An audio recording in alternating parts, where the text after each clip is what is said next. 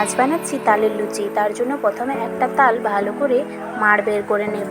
দেখুন আমার মা তালের মাড়টাকে বের করে নেবে, তার জন্য তাল ফাটিয়ে একটা আঁটি বের করে তার ছালগুলো ভালো করে ছাড়িয়ে নিচ্ছে। দেখুন খুব ভালোভাবে ছাড়িয়ে নিয়ে তালটাকে চুষে নিচ্ছে।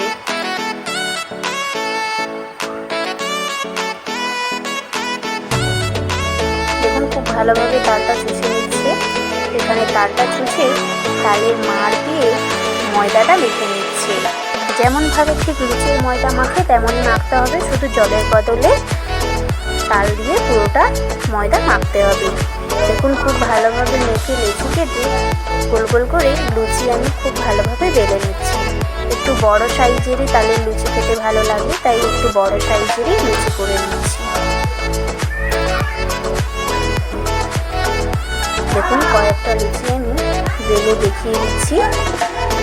সব কটা লুচি বড় সাইজের। দেখুন দেখতেও খুব ভালো লাগবে তালের লুচি, আর খেতেও ভালো লাগবে। বেলে একে একে ছেড়ে দিচ্ছি।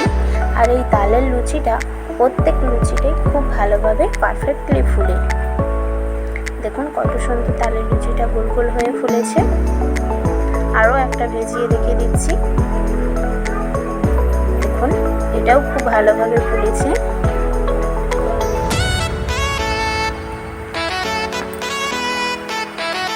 দেখুন সব কটা লুচি খুব ভালোভাবে ফুলে যাচ্ছে।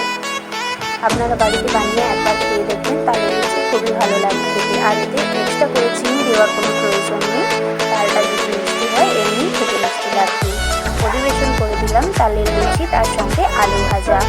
এখনও পর্যন্ত আমার চ্যানেলটাকে সাবস্ক্রাইব করে না থাকলে অবশ্যই সাবস্ক্রাইব করে দেবেন আরও নতুন নতুন রেসিপি পাওয়ার জন্য। দেখুন ভিতরটা কত সফট হয়েছে, একদম ফুলে গেছে লুচিটা, কত সুন্দর। এইরকমভাবেই লুচির মধ্যে আলু ভাজা করে আপনারা খাবেন, খুবই ভালো লাগবে।